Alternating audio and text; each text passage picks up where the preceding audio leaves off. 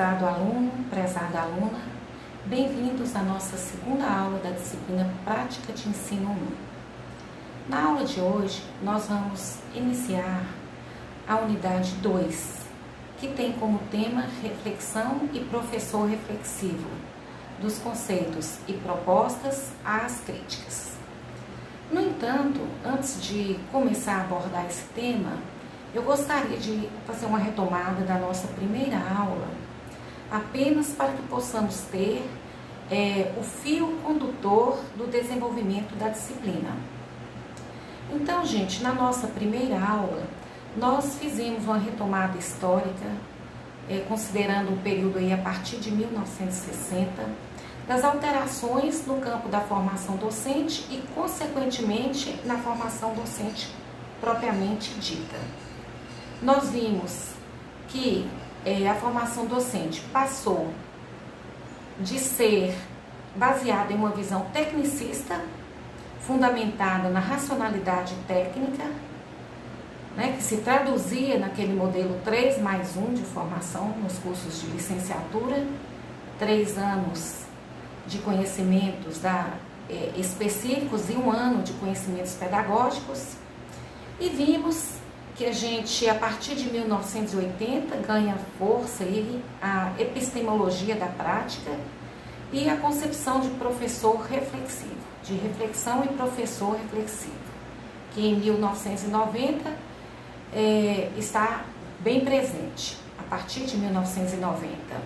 E nos currículos de formação docente, isso decorre na inserção da prática como componente curricular, que corresponde no nosso curso à disciplina Prática de Ensino. Essa disciplina está inserida nos 4 primeiros períodos do nosso curso e, no caso específico nosso, a Prática de Ensino 1, essa disciplina, ela trata de representações sobre o fazer docente. Isso foi a nossa aula anterior, a nossa primeira aula. E hoje, gente, vamos começar esse tema sobre reflexão e professor reflexivo, falando um pouco sobre a aprendizagem para a docência e a formação docente. A aprendizagem para a docência, ela se inicia muito antes de estarmos nos cursos de profissionalização. Ela se inicia desde o primeiro momento em que entramos em uma sala de aula como alunos. Então, na sala de aula, como alunos, que isso perpassa toda a nossa infância e o ensino médio, a gente observa os nossos professores, as formas, os modos de atuação, de lidar com a sala de aula, de lidar com aquelas atividades, e incorporamos aquilo, né? E essa formação, então, passa pelo curso da licenciatura, pela formação inicial, e ela continua ao longo do período em que estamos exercendo o magistério, ao longo da nossa vida, quando estamos trabalhando já como professores. Então, é uma formação contínua, que abrange vários processos. Esses processos que articulam conhecimentos teóricos e práticos das experiências passadas e experiências atuais. O professor, na realidade, ele está sempre em formação. E o como ensinar um determinado conteúdo ao aluno e como ser professor são questões que nos movem e que direcionam nossas ações profissionais. Então, o exercício do magistério implica conhecer diferentes conteúdos específicos e pedagógicos. Quando nós somos, por exemplo, professor de química, nós não sabemos só química. Ali envolve um conhecimento de matemática, um conhecimento de física, além dos conhecimentos pedagógicos, né? Então, é uma série de conhecimentos que o professor articula, acessa no momento que ele está ali na atividade de ensinar. Envolve também avaliar a aprendizagem dos alunos, suas próprias ações, metodologias e seus resultados. lidar com as demandas administrativas das escolas, conhecer os contextos históricos, sociais, políticos do seu trabalho, dentre outros. Por estes e outros motivos, gente, é que a formação docente não pode ser concebida mais de forma instrumental, como incorporação de técnicas para futura aplicação. Ao contrário, ela deve ser compreendida como um processo de construção pessoal que incorpora e transcende os conhecimentos prévios. É isso que a gente vê nesse depoimento da professora Denise. Eu pensava que para ensinar bastava seguir algumas orientações gerais, como no caso da aplicação de uma fórmula.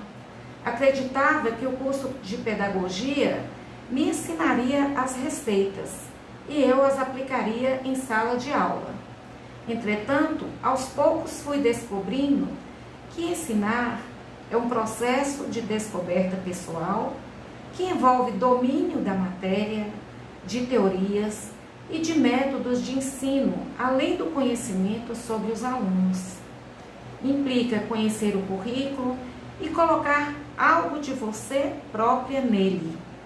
Ensinar é um processo contínuo que exige, antes de mais nada, conhecer a si mesma. Então, gente, é importante que vocês, como futuros professores, saibam que ensinar e ser professor envolve aprender a ser ensinar e a ser professor, envolve uma série de processos.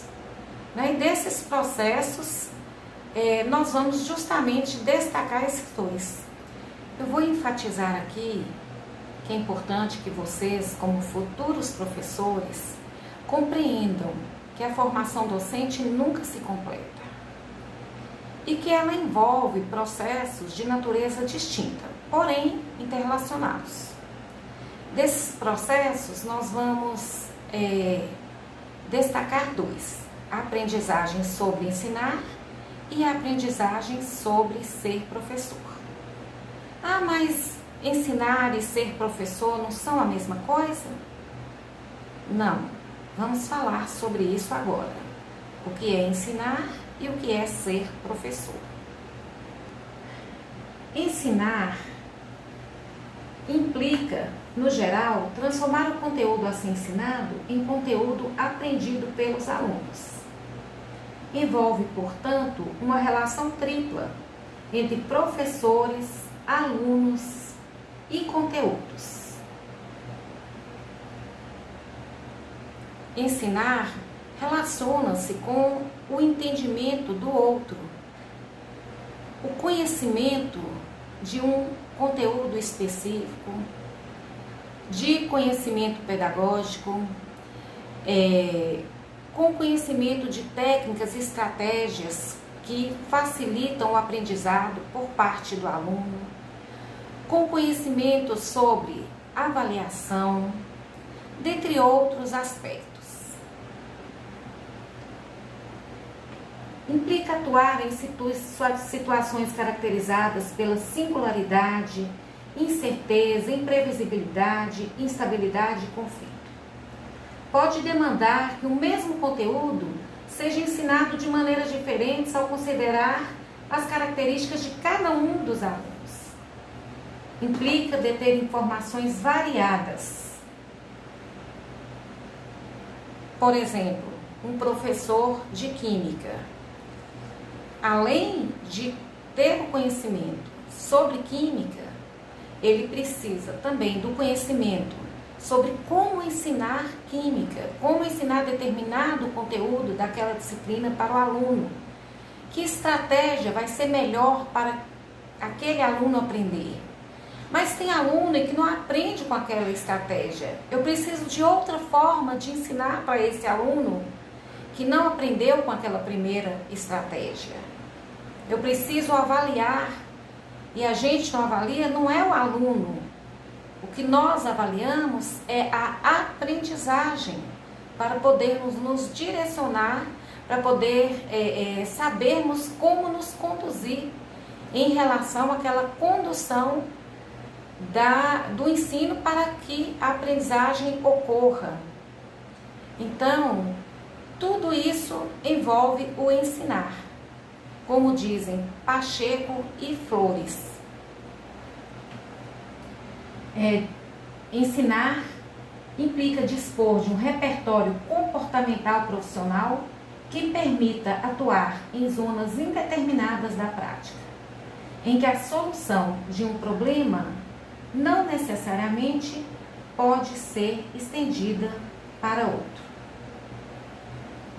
Nós falamos sobre o ensinar e ser professor. Ser professor vai além do ensinar, já que a atuação do professor não se limita às suas atividades em sala de aula. Ser professor está relacionado às responsabilidades sociais e políticas que o seu papel exige. Então, dessa forma, abrange o ensinar, mas também toda a participação do professor na instituição escolar, na comunidade profissional, em qualquer ambiente que tenha suas normas, culturas próprias, que ele precise exercer o seu papel como professor. Então, nós podemos dizer que ensinar está relacionado às atividades dos alunos e professores na sala de aula, tendo em vista o conteúdo. E o ser professor relaciona-se ao desempenho de papéis, às responsabilidades, ao pensamento, aos modos de atuação, tendo em vista um contexto profissional, geralmente a escola. Então, gente, nós já podemos daí inferir que o saber de um professor não pode se limitar a conhecimentos específicos ou especializados previamente aprendidos para aplicação posterior. Nós temos que reconhecer que a prática é uma instância privilegiada, uma fonte da aprendizagem do professor. E, além disso, com o complexo processo de transformação pelo qual passam as sociedades atuais e com o grande número de informações que nós temos constantemente, a cada dia nós temos muitas e muitas informações nos bombardeando, é preciso sempre a atualização, a aprendizagem de novos conhecimentos. Por exemplo, nós vimos na pandemia como que isso impactou a vida dos professores. Muitos não estavam acostumados a lidar da forma como foi necessária e exigida com as ferramentas tecnológicas.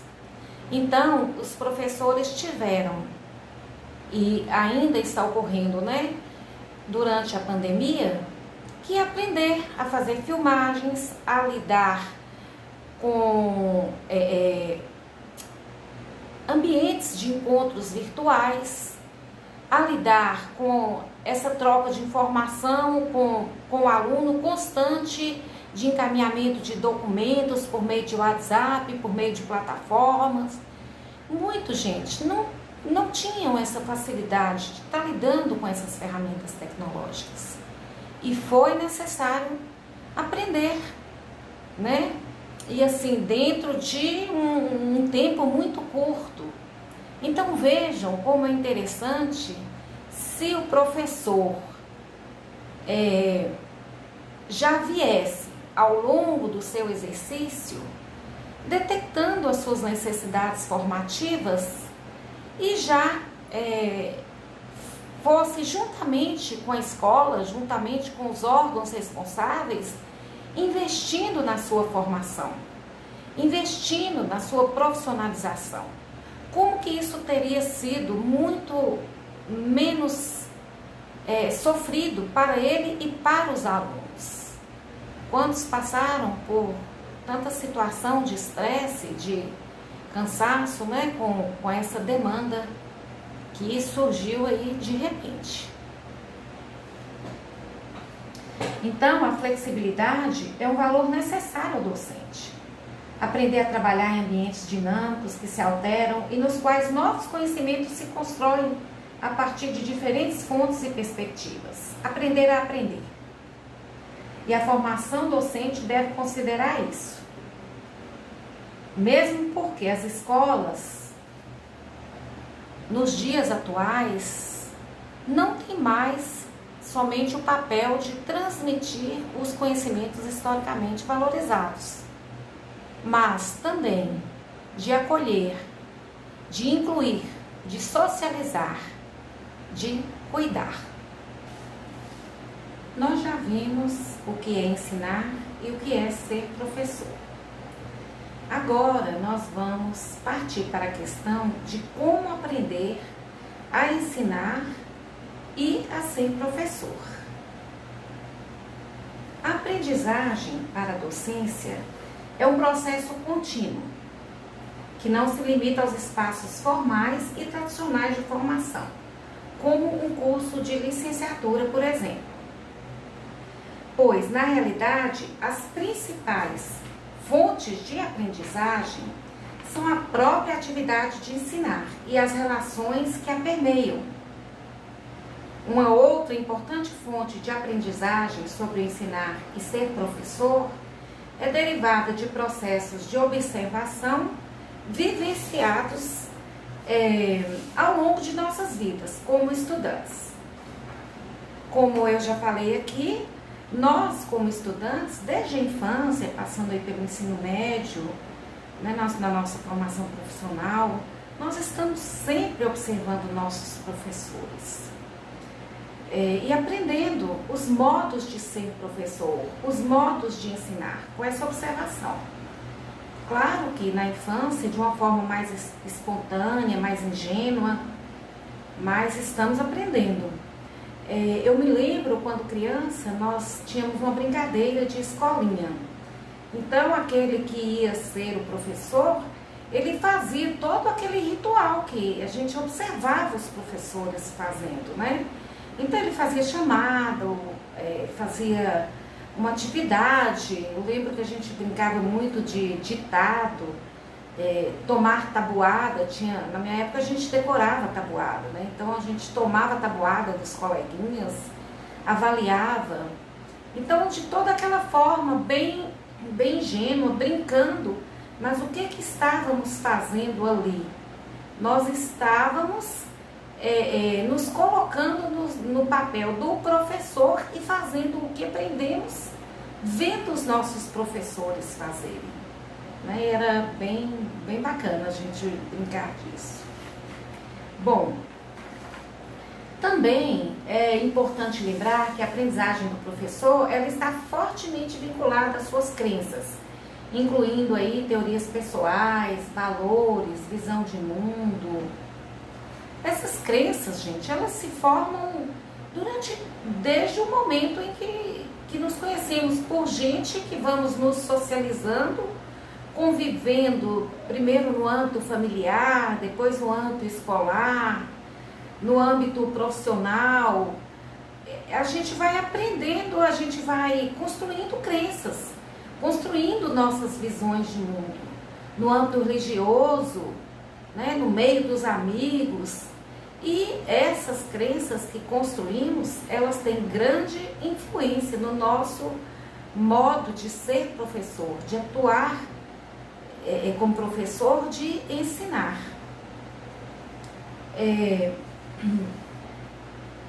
E também, gente, vamos lembrar que as demandas formativas dos docentes se alteram em função da fase da carreira em que se encontram e de características contextuais mais específicas. A gente podia falar, por exemplo, aqui da demanda de um professor iniciante e um professor mais experiente. Um professor iniciante, por exemplo, ele pode sentir a necessidade de aprender mais sobre metodologias para trabalhar um determinado conteúdo. Ele pode estar tendo dificuldades em conhecer, em diversificar a sua forma de ensinar e sentir essa necessidade, né, de estudar mais sobre metodologias na sua área de atuação. Um professor mais experiente, por exemplo, pode ter a demanda por aprender a lidar com alguns recursos tecnológicos que ele não teve ainda a oportunidade de lidar. Isso acontece a todo momento. Por exemplo, eu estou aqui trabalhando com vocês essa disciplina e estou aprendendo. Eu senti necessidade de algumas aprendizagens e para isso eu fui atrás e busquei, tive suporte, do apoio pedagógico, mostrando que a gente aprende, como falamos aí, na relação com os outros, as relações que permeiam o ensino. A gente aprende também porque a gente vai atrás, dialoga com quem sabe mais, com quem tem mais experiência, com quem já lidou. Então, são todas essas formas do professor aprender, Então, gente, nós já falamos agora sobre as formas, falamos de uma maneira geral, sobre a aprendizagem do professor, mas tem estudiosos que se debruçam sobre isso. E nós vamos falar agora sobre alguns desses estudiosos. Então, vamos trazer primeiro as ideias de Schumann, que destaca para a aprendizagem da docência dois processos, duas categorias, que são a base de conhecimentos para o ensino e o modelo do raciocínio pedagógico. Vamos falar primeiro sobre a base de conhecimentos para o ensino. Essa é uma categoria que envolve conhecimentos de diversas naturezas. Muitos deles são aprendidos durante a formação inicial. Mas nós temos que lembrar que a educação ela é muito dinâmica, o ensino é dinâmico. E aí, gente, essa base de conhecimentos, apesar de muitos desses conhecimentos serem aprendidos durante a formação inicial, essa base de conhecimentos está sempre sendo atualizada. Nós falamos que o processo de formação de professor ele é contínuo. E é justamente isso que se relaciona a estar atualizando a base de conhecimento. E outra coisa importante que nós ainda vamos falar é a perspectiva de ser um professor reflexivo. Porque na reflexão, o professor identifica as suas demandas formativas e o que ele precisa atualizar nessa base de conhecimentos para o ensino. Então, nós vamos ver agora os elementos que constituem que fazem parte dessa base de conhecimentos para o ensino. Nós temos, então, o conhecimento do conteúdo específico, que é aquela matéria a ser ensinada, o conhecimento de conteúdo pedagógico, que diz respeito aos conhecimentos da área da pedagogia, os objetivos, métodos, as metas, os propósitos educacionais, os propósitos de ensino, o manejo da sala de aula. Nós temos o conhecimento pedagógico do conteúdo, que seria uma amálgama, uma mistura, uma associação do conhecimento do conteúdo específico e outros tipos de conhecimento. Este é um conhecimento que é permanentemente construído e é fundamental para auxiliar o professor a transformar um conteúdo a ser ensinado em conteúdo aprendido pelos alunos. Esse conhecimento pedagógico do conteúdo, essa articulação que o professor faz do conhecimento pedagógico com o conhecimento pedagógico do conteúdo, É importante essa articulação. E é esse conhecimento também que ele é constantemente atualizado pelo professor, porque ele vai aprendendo a fazer essa relação, essa articulação na sua prática, no seu ensino, refletindo, ele vai aprendendo a fazer. Também, gente, outros conhecimentos que fazem parte da base de conhecimento para o ensino, nós podemos falar do conhecimento do currículo, dos alunos, dos contextos educacionais, conhecimento dos valores educacionais e de seus fundamentos filosóficos e históricos. A essa base pode ser acrescentadas as capacidades de trabalhar em realidades caracterizadas pela diversidade e analisar e refletir sobre a própria prática. São duas capacidades muito necessárias ao professor. Primeiro que a gente sabe que com a visão da escola inclusiva, que faz parte hoje, né, da nossa educação, nós temos que considerar essa diversidade. Todos os tipos de diversidade, inclusive a diversidade das formas de aprender do nosso aluno. Por isso que é importante conhecer o aluno. Vocês estão vendo que as coisas vão se interligando, elas estão relacionadas, né? A capacidade de trabalhar com essa diversidade e também a capacidade de refletir sobre a sua prática, a própria prática, porque é essa reflexão que vai permitir a atualização dessa base de conhecimento, a construção de novos conhecimentos, que é o que a gente vai ver agora, a segunda categoria que o Schulman coloca, que é o modelo de raciocínio pedagógico. Então, esse raciocínio pedagógico, ele se relaciona à maneira pela qual os conhecimentos são acionados, construídos e relacionados durante o processo de ensino pelo professor. É um processo constituído de 6 elementos interdependentes.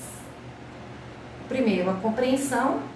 Os professores devem compreender criticamente o conjunto de ideias a serem ensinadas, incluindo as relações entre o tópico específico que irão tratar e outros conceitos dentro de uma área e de áreas relacionadas. Então, é o que nós falamos aqui de compreender o conteúdo específico, as relações desse conteúdo com os outros conteúdos de outras áreas, inclusive da área pedagógica, né? É esse domínio do conteúdo que o professor deve ter. É a compreensão de como um conteúdo está inserido em sua disciplina, né? E das suas relações com outros conteúdos, repetindo aqui, tanto da própria disciplina como de outras áreas, né? O segundo elemento, o segundo elemento dentro do modelo de raciocínio pedagógico é a transformação. Isso envolve subprocessos que conjuntamente produzem um plano, um conjunto de estratégias para uma aula, uma unidade ou um curso.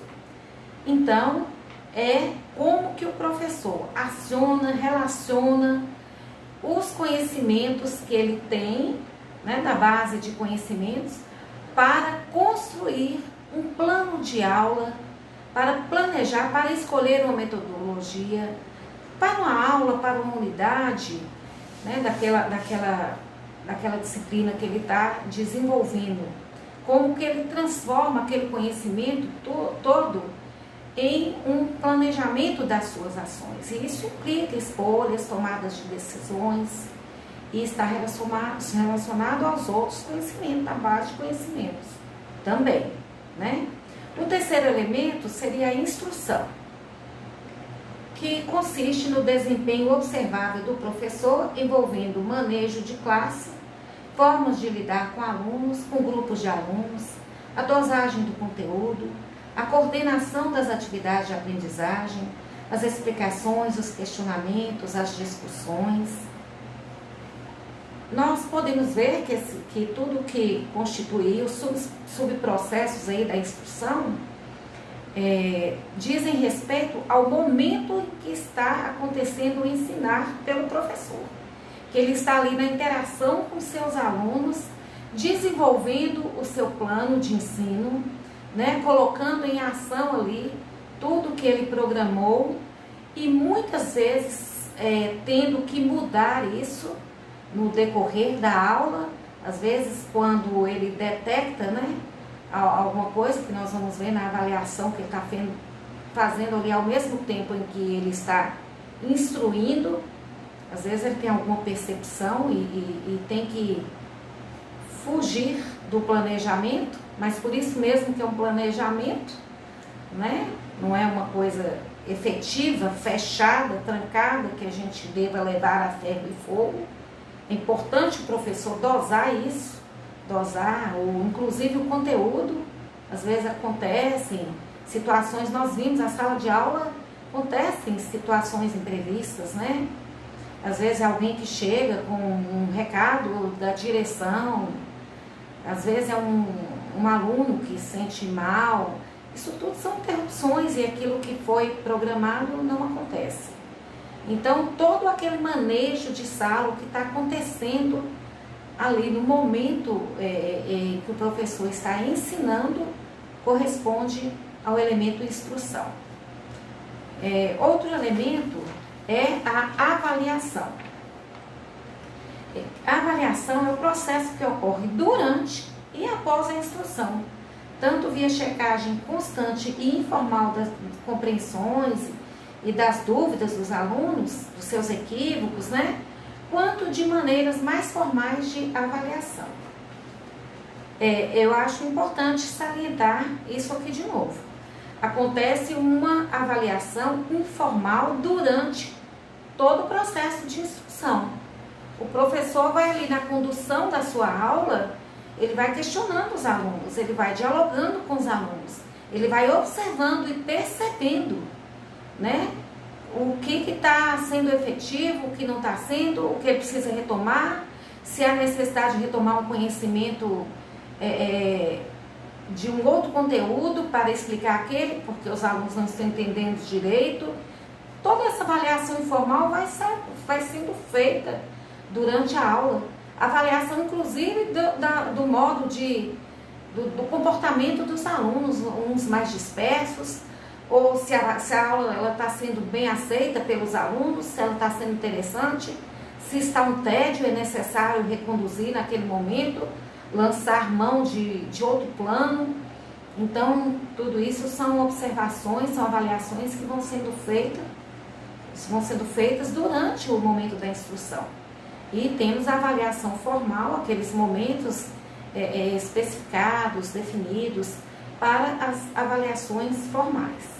Lembrando que a gente está avaliando, não é o aluno, nós estamos avaliando a aprendizagem e elementos vinculados a essa aprendizagem. Nós estamos avaliando o nosso ensino, né? Como que ele está sendo conduzido, o que está faltando, o que está legal. É isso que nós estamos avaliando.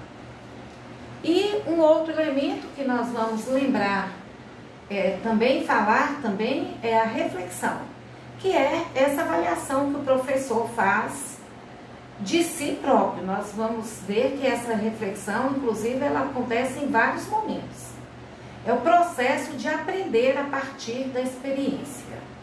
E aí, da reflexão, vem a nova compreensão, que é uma compreensão enriquecida, com maior consciência, né, dos propósitos da instrução, do conhecimento específico, de outros conhecimentos, da base de conhecimento para o ensino.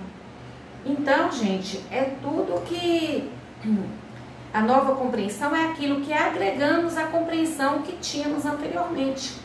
Uma compreensão que foi adquirida com o conhecimento de todos aqueles elementos da base de conhecimentos, né? O conhecimento do conteúdo, da pedagogia do conteúdo, né? O conhecimento, todo aquele conhecimento que diz respeito à base de conhecimentos. Ele é enriquecido após a reflexão, ele nos traz novas compreensões. É a forma de estarmos atualizando a nossa base de conhecimentos. E é onde que eu falei que é muito importante a adoção dessa proposta de professor reflexivo, ok?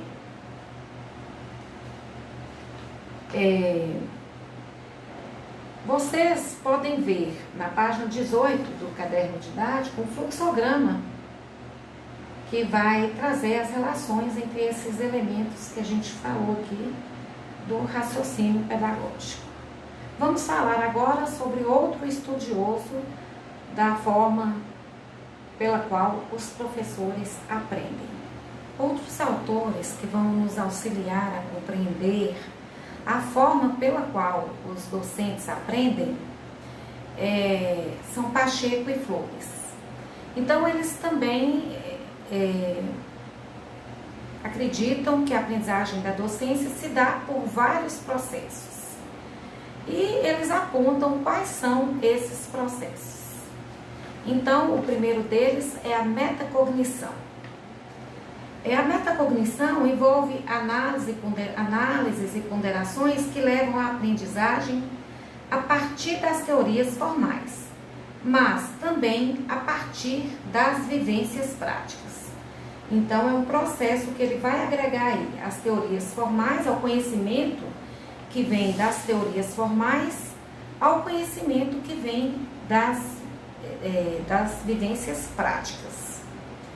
O outro processo apontado por eles é a descontinuidade, entendendo que o aprender a ensinar e a ser professor não são processos contínuos e que apresentam fases distintas. Nós até já falamos sobre isso aqui, né? Que as demandas dos professores são diferentes conforme a fase do exercício profissional em que se encontram. Já foi abordado isso aqui. Então, Pacheco e Flores também trazem esse processo, né, da descontinuidade, com esse nome, de descontinuidade. O outro processo apontado por eles, gente, é a individualização. O que seria? A individualização corresponde à influência das características pessoais, das crenças, das atitudes, das histórias anteriores na constituição do professor. Vocês estão observando que, apesar deles trazerem com nomes diferentes, são aspectos que também nós já vimos.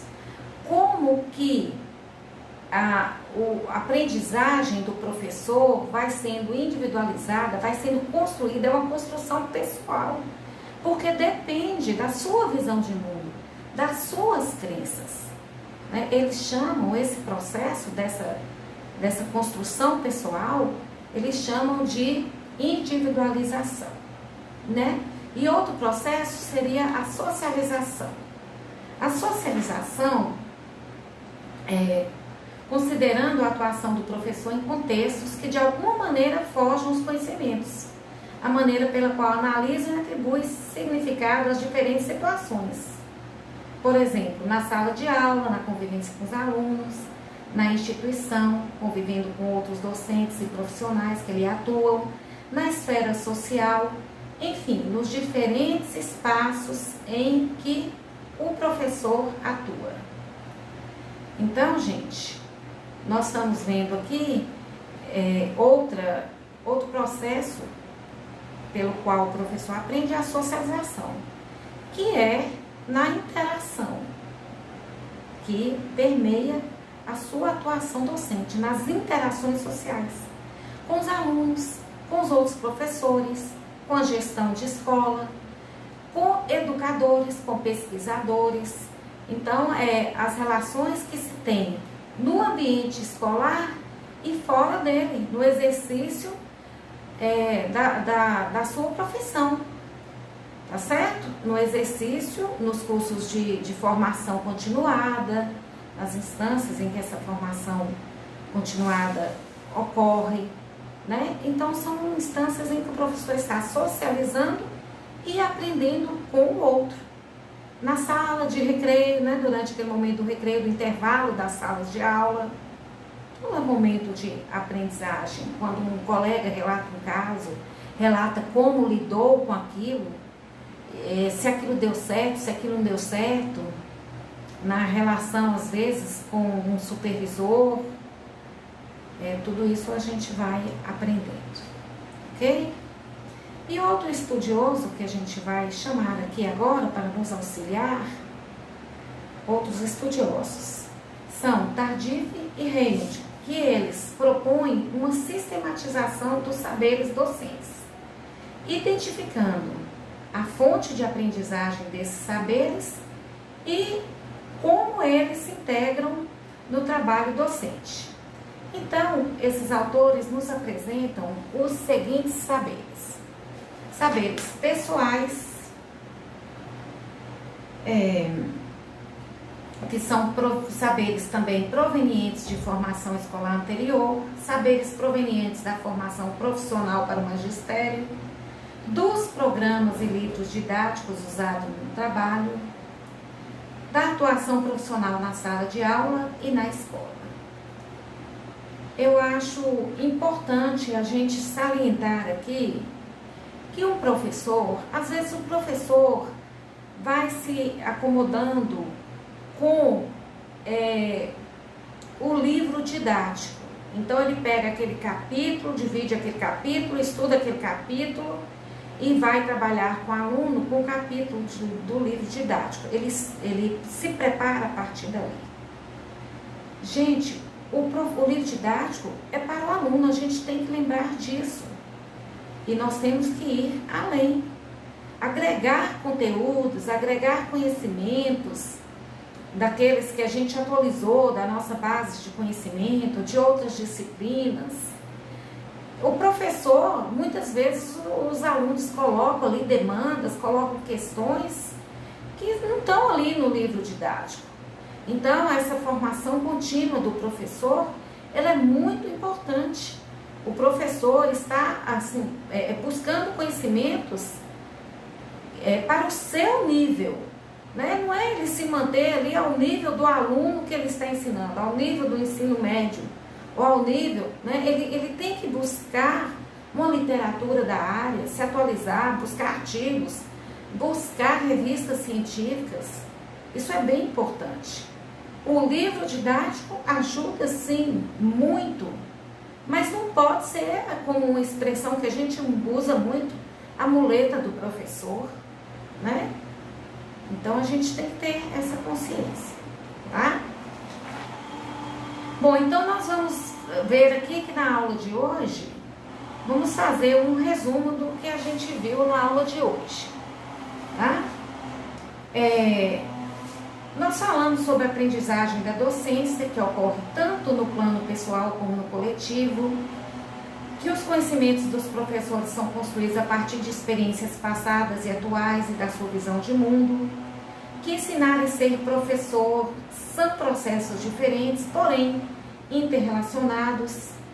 Vimos que ensinar relaciona as atividades dos alunos e dos professores, considerando-se a aprendizagem dos conteúdos, e que ser professor é mais amplo, porque relaciona-se ao desempenho de papéis sociais inerentes à profissão, que vão além de ensinar. E falamos, gente, sobre os processos pelos quais os professores aprendem. Nós destacamos aí Schumann, Pacheco e Flores, Tardif e Reinhold, e falamos sobre os processos, as categorias que cada um desses autores se refere como processos pelos quais os professores aprendem. Falamos sobre a base de conhecimentos, sobre o modelo de raciocínio pedagógico, que foi o que Schumann colocou. Falamos sobre metacognição, sobre individualização, sobre socialização. Falamos, por fim, sobre os saberes docentes. Então, é isso. Nós vamos finalizar essa aula de hoje. E Na próxima aula, então, nós vamos entrar mais na questão da reflexão e do professor reflexivo. Até lá!